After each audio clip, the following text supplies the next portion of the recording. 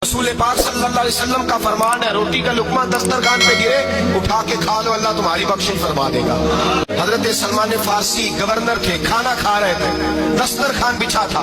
रसूल पाक सल्लल्लाहु अलैहि वसल्लम का फरमान है, रोटी का लुकमा दस्तरखान पे गिरे उठा के खा लो, अल्लाह तुम्हारी बख्शिश फरमा देगा।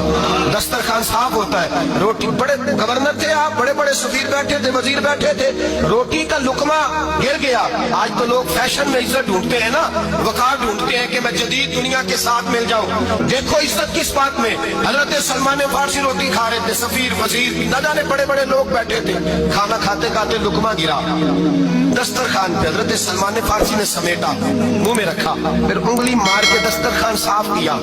एक सहाबी कान में कहने लगे, सलमान क्या कर रहे हो, क्या कर, आप गवर्नर है, सोचिए तो सही, ये लोग क्या कहेंगे दुनियादार के मुसलमानों को रोटी नहीं मिलती, उठा उठा के खा रहे।